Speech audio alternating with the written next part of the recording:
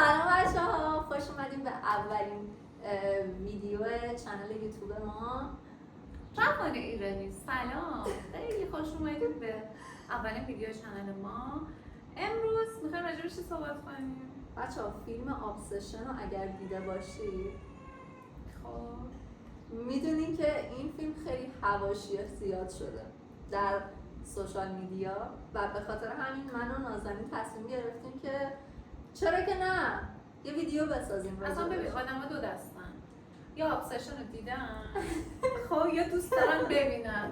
خب حالا چرا انقدر ما با ابسشن داریم تاکید میکنیم؟ چون بچه‌ها ما با ابسشن در واقع ابسست شدیم. موضوع درسته و اینکه دیدی چی شد؟ با اولش ابسشن اصلا اینجوری نبود که دلش بخواد ببینه. من هی گفتم زهرا تو رو خدا به نگاه کن، نظرت عوض چی؟ چون حالا فیلمی که مثلا من داشتم چون تنوری بوده، تازه تنور اومده بیرون و اینا، از روی پرده سینما ضبط شده بود. یعنی یه آدم رفته بود سینما و فیلم گرفته بود. آره کیفیت پرده‌ایشو اول نازنین همین ایشون میگفتش که نه من دوست دارم چیزی که میبینم 4K باشه. آره من خیلی آخه بچه‌ها روی این موضوع خیلی دلم میخواد اولین بار که دارم یه فیلم یا سریالی رو میبینم دیگه همون اول کیفیت خوبه باشه دیگه چه کاری آدم اضافه کاری بکنه. بعد نازنین هی به من میگفت نه تو برو اول اینو ببین بعد حالا اون یکی کیفیت 4K هم بیاد میبینی.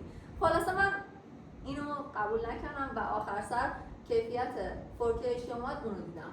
جدی میگی؟ آره. یعنی اونی که محمد رضا ندیدی نه دیگه ببین من یعنی همزمان با اینکه اقدام کردم که ببینم یهو دیدم ای کیفیت 4Kش اومده که دیگه یهو هم آخر سر تو راضی شدی که اون فیلم رو پرده رو نه آخر همون چون من حالا مثلا قبل‌ترش تیکه‌اش خب تو اینستا خیلی پره، مثلا اونجایی که با هم دیگه توی کافه هستن و یهو دختر قاطی میکنه.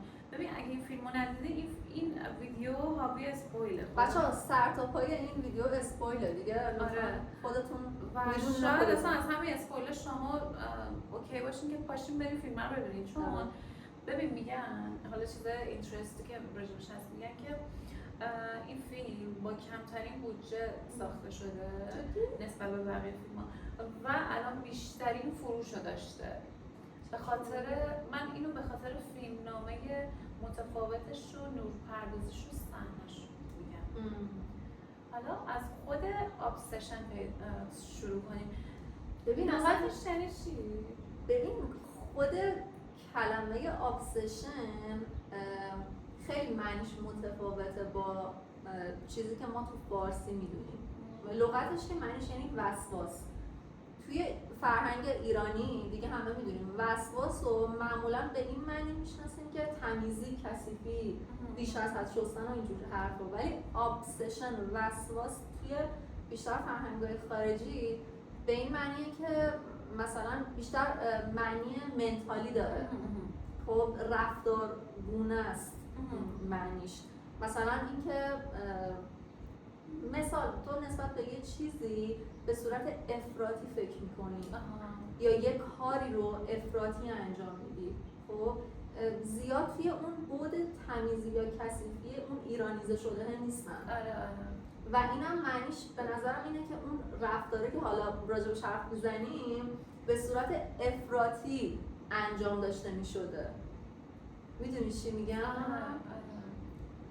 ببین حالا اینو قبول دارم خب یعنی اسمش به نظرم به فیلم میخوره. آره و اصلا نشون میده که تو وقتی که وسواس کنه یه نفر رو خیلی دوستش داشته باشی برای به دست آوردنش همه جوره میخوای تلاش کنی، ولی یه موقع‌هایی همین تلاشه داره نتیجه عکس میده. چون من کلا بر این باورم که تلاش بیهوده کردن تو رو بیشتر از اون داستان دورت میکنه و باعث میشه که خیلی فاصله بگیری. حالا توی این موضوع مثلا فیلم با شروع میشه که پسره به شدت کراش شدید داره روی خانومی و دقیقا همین رفتار پسر خودش یه ابسشن بوده که به صورت وسواس‌گونه افراطی دختره رو میخواست. خب ببین من پوینتاویومو بگم بچه‌ها. ببین پوینتاویوی من اینه که کلا توی دنیا اصلا شاید یه ذره از بحث خود فیلم خارج بشیم ولی بذار من چیزامو بگم تمام بشه. اینه که مثلا من یه چیزی رو تو زندگی میخوام یا یه هدفی رو یه آرزویی رو به صورت افراطی و ابسست گونه میرم دنبال اون چیز، در صورتی که شاید اون چیزه اصلا برای من نباشه، تو مسیر زندگی آفرین. تو نبوده باشه، توی مسیر زندگی من نیست، ولی من به زور اینو هی میخوام سوراخ کنم که اون برای من باشه. خب و دقیقاً رفتار پسره یک نمونه بارز، بچه‌ها باور کنید یک نمونه بارز از این قضیه است که به صورت سوراخ کردنی یه چیزی رو میخواست که حالا اون دختره بود و آخرم اون خواستش به زندگیش خوب نشست. خب میدونی چرا؟ چون یه چیزی که تو مسیرش نبود و به زور میخواست مال خودش کنه. آره. و اینو حالا ما چقدر تو دنیای واقعی داریم؟ خیلی. مثلا یه سری آدما هستن که از یه نفری خوششون میاد. خب بعد حالا مثلا توی جامعه ایرانی ما اینجوریه که میرن حالا برای طرف چیز میگیرن، اصلا مامانشو در میارن، زوری میخوام به دستش بیارن. اینا اصلا خیلی و اصلا یه جور یه بار روانی که براشون داره هیچی، که آقا این اصلا آدمش هم مال تو، شاید تو تقدیرت نیست که اصلا بخوای با این آدم یک ثانیه یه جا بشین راجع به یک موضوع واحدی بتونی صحبت کنی. دقیقاً. ولی اون آدمه به مرز جنون میرسه که فقط من اینو میخوامش و بعد میره به خاطر این خواستن به هر قیمتی پول خرج میکنه، یه سری کارهای عجیب غریب میکنه، بعد انرژی منفی میفرسته سمتش که فقط اینو داشته باشدش و زوری به دستش میاره. ولی یه جایی آدم خسته میشه، میگه آقا این اصلا مال من نبود. مثل توی خود فیلم هم اینجوری بود که پیش میره جلو، بعد خود دختره که یه جایی به خودش برمیگرده از اون حالت تصویر شده میاد بیرون. آره دختره یه دو تا انگار که دو تا کالبد متفاوت، خود واقعیش یه دونه اون خودی که ساخته شده بوده توسط حالا اون چوبه که قراره ببینید.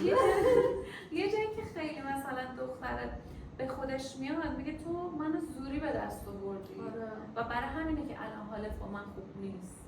ببین چقدر تاثیر داره که یه آدمی، یه چیزی، یه موقعیتی، یه هدفی رو تو بخوای زور چپون مثلا مال خودت کنیش، در حالی که اصلا تو مسیر زندگی و تو تقدیرت نیست. خیلی من اینو خیلی خوشم اومد از این فیلم. و فیلمه با اینکه تو ژانر ترسناک قرار میگیره اما چون خیلی واقع گراست، خیلی واقعی، آدم واقعا از این موضوع میترسه. فکر کن تو خواب باشی و پارتنر از کسی که خیلی دوستش داری باشه تو شب تو رو نگاه کنه از گوشه مثلا اتاق تو تاریکی اینطوری زل بزنه بعد برگرده بگه که because I love you. که این اصلا بچه ها ببینید من انقدر که پرش افکار میگیرم اصلا نمیدونم راجع به چی صحبت کنم. ببین پارتنری که هر غلطی میکنه و آخرش میگه عزیزم به خاطر اینه که من دوستت دارم، بچه این تموم شد و پروندهش رو ببندید به این صورت و بذاریم کنار. به خاطر اینکه اون پارتنر خیلی تاکسیکه که همه چیزو به این دلیل که عزیزم من دوستت دارم یا کاور میکنه روی اون کاری که کرده رو، یا به دلیل اینکه شما رو دوست داره چیز میکنه دیگه، هندل میکنه قضیه رو. میدونی چی میگم؟ برای هممون پیش اومده دیگه، خودتون میدونید که مثلا رفتاری اشتباهش رو توجیه میکنه به دلیل احساسی که به تو داره. و یه جاهایی ممکن اصلا تو بازی روانی بشه باهات و فکر کنی که تو داری اشتباه فکر میکنی، اون آدم دوستت داره، تو چقدر آدم تاکسیکی هستی که این فکرها رو راجع به اون آدم میکنی. دقیقاً. و تو خیلی از موارد به خصوص دخترها این حس ترس از دست دادن رو خیلی دارن، اینکه مثلا دختر یا اصلا خود من برمیگردیم میگیم که خب راست میگه دیگه، چون دوستم داره مثلا زیاد دیگه گیر ندم رو اون کار اشتباهی که کرده که مبادا از دستش بدم. و همینجوری سلسله وار ما خیلی روابط رو میبینیم که خیلی سمیوار دارن پیش میرن و متاسفانه اصلا روابط خوبی نیستن و آخرش هم حالا فرق نداره چند ماه باشه یا چند سال به جدایی ختم میشه. کلا هر چیز که زوری باشه زیاد دوام نداره. مگر اینکه واقعا تو تقدیرت باشه و سر راه قرار بگیره که مثلا تو یه حسش میکنی یه چیزی که مال تو باشه رو، مثلا همه ما یه سری استعدادا داریم. خب توی این مسیر زندگی که داریم میریم یهو ببینیم که مثلا فلان چیز من چقدر توش خوبم. خیلی اتفاقی هم جلوی راهت قرار میگیره. خیلی تو رندوم ترین مثلا جاهایی که تو موقعیتی که قرار داری یهو می‌بینی فلانی مثلا سر راهت قرار گرفت، یا اومده بهت درسی بده از دید من، یا اومده که تو زندگیت قرار بگیره. آره. یا یه سری آدم‌ها اینو تازه بهش رسیدم طالبتم. یه سری آدم‌ها دیدی مثلا میان تو زندگیت بعدش میرن، تو از این آدمای درسی میگیری دیگه. مثلا یه نفر خیلی زود عصبانی میشه، تو یاد بگیری که با آدم که زود عصبانی میشه چجوری برخورد کنی. بعد این میره جلوتر، آدم درست زندگیت که تو زندگیت میاد، تو اون درسایی که از قدیم یاد گرفتی رو پیاده میکنی روش. یه جاهایی میبینی خود اون آدم زود عصبانی میشه، یا مثلا خانواده اون آدمی که واسه مهمن مثلا زود عصبانی میشن.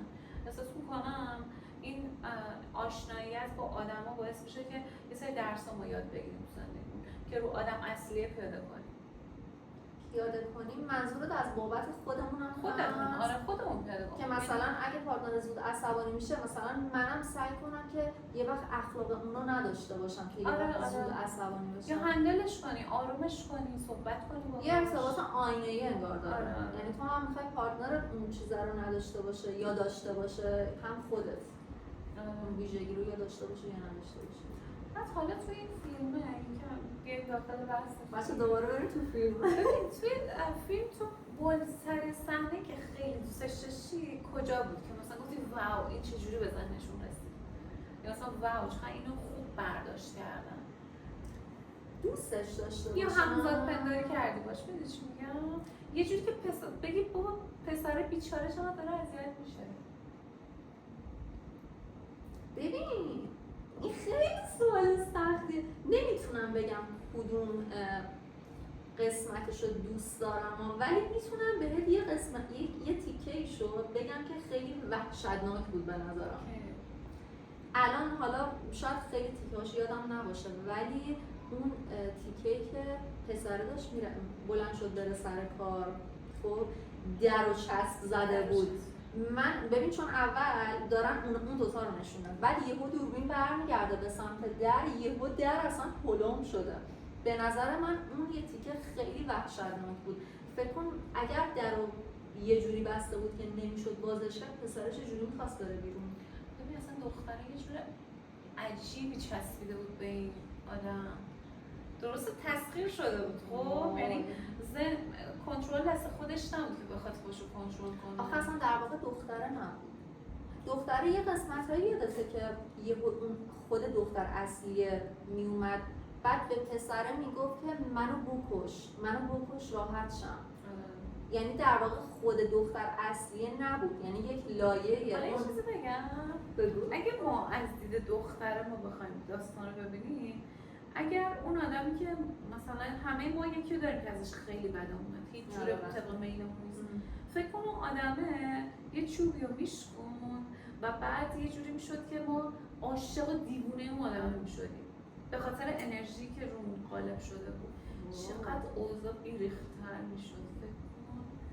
از اون آدم که ازش متنفری چیزش جالب نیست، یه جوری شرایط داره که انگار خیلی دوستش داری، بهش عشق بورزی. آره چقدر چیز عجیبیه. برای همین یه تئوری من دیدم که میگفت هر موقع که آرزویی داشتی آرزوی عشق نکن، آرزوی پول کن.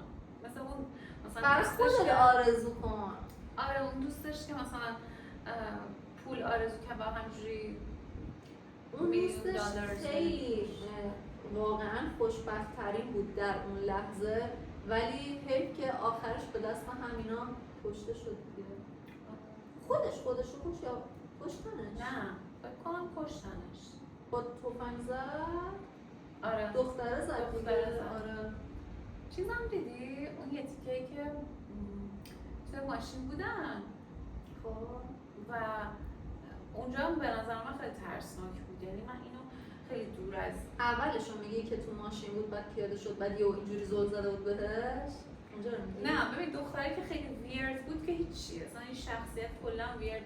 قبلش هم بهش میگفتن فریکی نیکی، یعنی یه نیکی عجیب غریبی بوده از قبل، ولی از قبل یه دیفالت دیوونگی داشته، ولی بعد انگار خیلی بدتر میشه، فریکش خیلی زبردو میشه.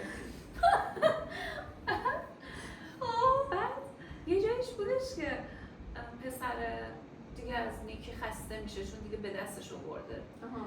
به شدت براش جذاب نیست چون دیگه به دست و پاش به التماس افتاده که تو رو خدا بمون، مثلا من خیلی دوستت دارم فلانجا نمیتونی و یه سری محدودیت ها روش غالب شده دیگه، خسته شده از لحاظ روانی میفهمی اینو تو نگاهش به نیکی، تو اینکه پیام‌های سارا رو جواب میداد. بعد سارا توی یه دانشگاهی قبول شده بود و میره شبونه ببینتش، بعد توی ماشین بودن و بعد دختره اونور یه هایی میاد تاق تاق تاق سر دختر میگیره به آجر میزنه. بچه ها میزنه ها به صورتی که دیگه فیس برای سارا بود، اسمش برای سارا نمیمونه، یعنی اینو دیگه نمیتونن تشخیص هویت کنن. آره اون یه تیکش هم خیلی بعدش خیلی ترسناک بود. بعد ترسناکترش این بود که بعد از اینکه دختر رو اینجوری تق تق تق میزنه میکشه، میاد این بر ماشین و به اون میگه که I'm so sorry. اصلا ببین در آن واحد از این رو به این رو میشه، خیلی وحشتناکه.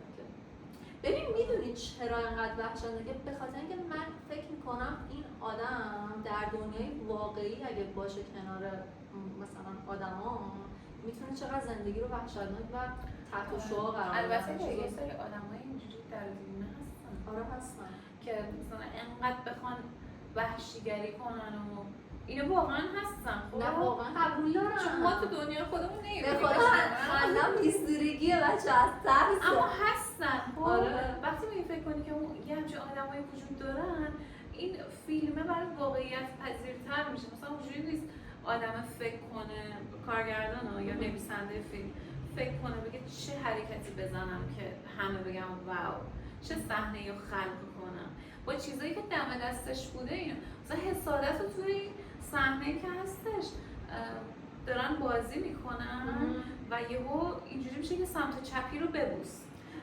آره سمت هم چپی سارا بود و بعد ببین این حسادت رو توش میبینی که پا شد، اول اینجوری ناراحت شد، سارا رو کشید عقب. بچه اینو یک پر سارا رو اینطوری کشید عقب، خودش اومد کنار پسر بعد اینطوریش کرد. این اصلا همزن خیلی میکنی ولی هیچشون همچین کاری رو توی مثلا جمع انجام نمیدادن. نمیدونم شاید هم آدم اگر توی اون لحظه قرار بگیره و به اون حد جنون برسه شاید آدم بکنه. اصلا نمیدونم بچه ها واقعا، اگه شما میدونین بگین. ما که نمیدونیم، اگه شما میدونین بگین. یه نتیجه گیری دیگه که من داشتم اینه که کلا تو زندگی آدم باید رها کردن رو یاد بگیره. اینکه مثلا یه چیزی رو دوباره برگردیم سر همون چیز اولی که داشتیم میگفتیم، یه چیزی رو خیلی میخوای، خب تلاشت رو میکنی ولی میبینی نمیشه، دیگه باید رها کنی، دیگه باید بسپریش به هوا. حتی تلاش هم لازم نیست، خودت باش جوری که فکر کنی درسته رفتار. نه اون هر تلاش نرمال رو میگم، نه بیش از حد. اصلا من با کلمه تلاش مشکل دارم، چون به نظرم تلاش یه چیز بیهوده است. چرا باید انقدر سعی کنی؟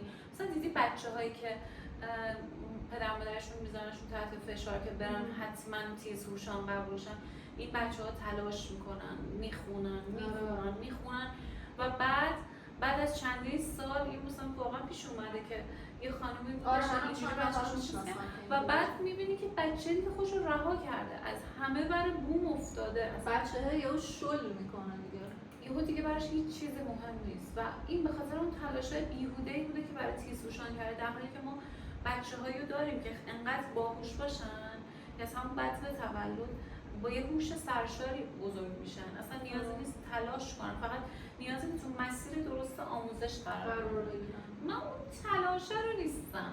آره راست میگی، منم قبول دارم یه جورایی. قبولش داری؟ آره قبولش دارم. تازگی بهش رسیدن که این چیزی اونقدر تلاش نمیخواد. آره. تو مدلی که فکر میکنی مدل خودته و درسته هم رو پیش برو. اصلا نیازی نیست خیلی خودتو بکشی، خیلی بخوای از قالب خودت بیای بیرون، چون بعد خسته میشی. آره. بعد اصلا دلتو میزنه دیگه.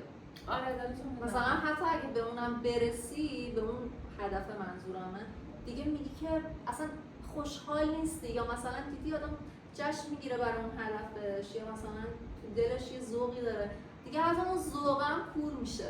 چون تو کل انرژی رو گذاشتی و تلاش کردی و الان انقدر خسته که حال ذوق کردن نداری. خستگی که حالا دیگه رسیدم بهش دیگه. من بخوام. آره دقیقاً همین. دقیقاً همینطوری. من چند وقت به این موضوع فکر می‌کنم که تلاش کردن بی‌فایده است. شاید تلاش برای تغییر خودت خوب باشه و اونم نه طی یک روز دو روز یا طی رفتار با شخصی. تلاش برای رسیدن به خود آگاهت. مثلا دروغ نگی، خودت مثلا مدیتیشن کنی، مراقبه کنی، پاکسازی کنی و اینا رو به خودشناسی برسی. آفرین، این تلاش برای خودشناسی رو هستم، اما تلاش برای رسیدن به هر چیزی رو نیستم. مثلا دیدی آخه اون تلاش با اون تلاش که به خودت بنگری خیلی فرق داره. اون برای یه آبجکت خارجی تو میخوای تلاش کنی، ولی اینکه اگه برای خودت تلاش کنی، ببین من همینم دیگه، من الان خودم در دسترس خودم هستم، پس تلاش جواب میده. ولی اون تلاش اون مثلا یه چیز جداست، اینکه مثلا یه چیز خارجه، جزء پیرامونته. اون تلاش خیلی متفاوته با تلاش خود. در اصل فکر کنم مثلا از دید کلمه بخوایم بگیم، اون بخشی که داری مثلا رو خودت کار میکنی، تایمتو میذاری برای خودت که فکرتو درست کنی، احساساتتو درست کنی، اون تو کاتگوری خودشناسی قرار میگیره. قبول داری؟ دیگه تلاش یعنی سخت کوشی، سخت کار کنی که مثلا پولدار بشی که پولتو بکنی تو چش دیگران، در حالی که شاید اصلا تو زندگی تو یه جور که رها کنی پول میاد دسته. اصلا تو مسیر خوبه قرار میگی، نیازی نیست انقدر خودتو جر و جر کنی. آره قبول دارم. این فیلم واقعا آدمو به یه سری درهای دیگه میکشونه. بعد اون قضیه حالا شناخت خود و اون تلاش برای خود آدم که به درونت برگردی، به مراتب خیلی سخت‌تر از تلاش کردن نسبت به یه آبجکت بیرونی و پیرامونته. مثلا خیلی سخت‌تر از، مثال میزنم، مثلا خیلی سخت‌تر از تلاش برای درس خوندن و پروفسور شدن مثال. آره چون میدونی چرا؟ چون ببین میگن که بزرگترین دشمن آدم خود آدمه. بزرگترین دشمن آدم توی آینه معلومه، یعنی خودت دیگه. به خاطر همین تو باید یک نبردی با خودت بپا کنی تا به اون پیسفول صلح درونی برسی. من یک کتابی میخوندم گفتش که تو اگر رفتاری میبینی تو شخص مقابلت، حالا میتونه هر کسی باشه، داره اذیتت میکنه، داره اذیتت میکنه چون تو لایه‌های درونی خودت داری خودت رو میبینی و زیر خاکسترهای درونی. دیدی مثلا میگن دو تا آدم لجباز با هم نمیسازن، این همونه، مثل همون دو قطب موازی آهنربان، وقتی به هم نزدیکشون میگه هم دیگه دفع میکنن. اما دیدی آدمایی که مکمل همن، یه آدم زوج میشناسیم که مثلا آقای از یه سری چیزا از کوره در میره، خانم بسیار آدم صلح طلبیه و خیلی ریلکس و رفاهه، با هم مچ میشن. و حتی ویژگی مثبتی که توی آدما میبینی، مثلا میگی فلانی خیلی مهربونه، چون تو لایه‌های درونی خودت مهربونی رو داری ولی انگار کشفش نکردی. برای همینه که میگن مواظب این که از آدما چجوری تعریف میکنی، چی میگی راجبشون باشید، چون شما دارین یه سری اطلاعات از درون خودتون میکشین بیرون و نظریه پردازی میکنین. اینو میدونستی؟ مثلا دیدی یه نفر میگه خیلی این مدلیه، خیلی اون مدلیه، چون یه سری چیزا هستش که تو درون خودت کشفش نکردی ولی داره اذیتت میکنه که به زبون میاری و هرس میکنه از این موضوع. این همون بحث همون خودشناسی هست که تو کتاب بود. کتابش هم نیمه تاریک وجود از دبی فورد اگه اشتباه نکنم اسم نویسنده‌ش. خیلی کتاب معروفی، حتما ببینید و حتما بخونینش، چون خیلی کمک میکنه که به اون خودشناسی برسید و تو رفتارتون با آدما مواظب باشین. مثلا یهو مثلا ببینید من همیشه مثلا میگم زهرا خیلی با معرفته،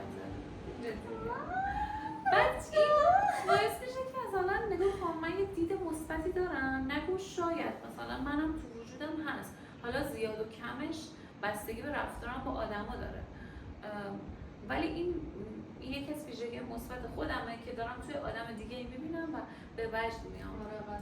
اینجوریه.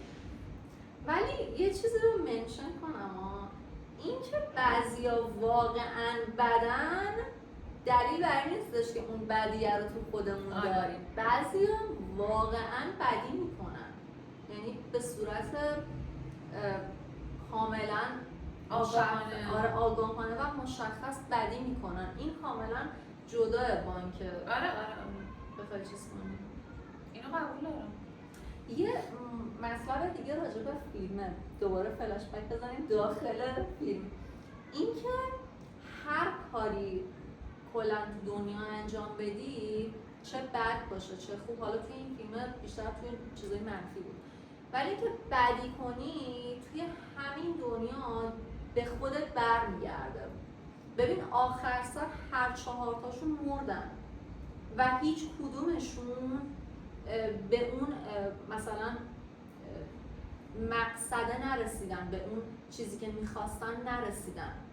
آخر سر البته دختری که حالا زنده بود، ولی خب اون بدبخت دیگه پوکیده بود دیگه، اون هیچ وقت آدم سابق که نمیشه. ولی اون پسرا، اون دوتا دوست سارا و اون یکی پسره مردن دیگه. و این خیلی نتیجه رفتار هر آدمی رو نشون میده. اینکه مثلا طرف بد میخواد، حالا نه تو همین فردا یا همین یه ساعت بعدش، ولی در طی ممکنه سالیان سال بگذره، ولی اون بدیه یه جوری در کائنات میچرخه تا بالاخره بیاد تو زندگی خودش پیاده سازی بشه. آخه خیلی ها فکر میکنن مثلا اگر که بدی بکنن مثلا طرفو چزوندن و خیلی خفنن و دیگه مثلا چه بلایی سرش آوردیم، حقش بود. خیلی با یه حقش بودم مثلا کار جمع میکنم، مثلا کارمای فلان کارشو براش زدیم، ببین کجا بدی کرده میکنن. آره مثلا من یکی میشناختم که میگفت حالا ببین کجا بدی کرده که من اومدم این کارو باهاش کردم. گفتم ببین اصلا به زندگی آدم کار نمیشه. بعضیا خودشون در قالب کارما میندازن، میگن یعنی که ما الان وسیله این برای که تو جواب بدشم مثلا جواب آدم تاکسی بازی در نیار. من خیلی این موضوع رو بهش اعتقاد دارم، با اینکه میگن اگر به کارما اعتقاد نداشته باشی زندگی خیلی بهت راحت‌تر میگذره، ولی این بازم به همون خودآگاهی است. آقا تو اصلا توی جامعه نگاه کن، توی جهان نگاه کن، تو کوچکترین بدی میکنی واقعا بهت برمیگرده، کوچکترین خوبی هم میکنی نه شاید از اون شخص ولی از اشخاص دیگه باز اونم بهت برمیگرده. یعنی من نمیدونم چجوری میشه مثلا کارما رو قبول نداشت. تو هر سنت و آیینی یه همچین چیزایی داره، فقط اسمش فرق میکنه. حالا ما میگیم کارما، نمیدونم یکی دیگه بهش میگه چرخ گردون، یه سری کلمات متفاوت، ولی در نهایت اون پترنه یه چیزه. آره این حلقه این که هر رفتاری به این جهان و طبیعت داشته باشی چه خوب چه بد بهت برمیگرده. هر چیزی، چون همه ما یه انرژی داریم و یه جورایی هم تولید کننده انرژی هم گیرنده ایم. ببین بچه‌ها تو مدرسه کنیم انرژی از بین نمیره، بلکه از چیزی به چیز دیگه و از شکلی به شکل دیگه تبدیل میشه. قانون پایستگی انرژی. آره دیگه. بچه‌ها مدرسه یه جایی به درد خورد. آره دیگه. به نظرم تا همینجا فکر کنم کل حرفامون رو زدیم. اگر آره خیلی و چقدر جالب بود که از تحلیل این فیلمه به اینجاها به خیلی شاخه‌های متفاوت کشیده شد. بچه‌ها اگر شما چیز دیگه‌ای به نظرتون میرسه که حالا ما منشن نکردیم داخل ویدیو، لطف میکنید که بهمون اطلاع رسانی بکنید. خیلی ممنون میشیم، خیلی خوشحال میشیم. و لایک، سابسکرایب، کامنت. از این به بعد به طور روتین میایم و راجع به چیزهای مختلف صحبت میکنیم و تایم میگذرونیم. امیدوارم از این ویدیو خوشتون اومده باشه. تا ویدیو بعدی بچه‌ها. تا درودی دیگه. بدرود.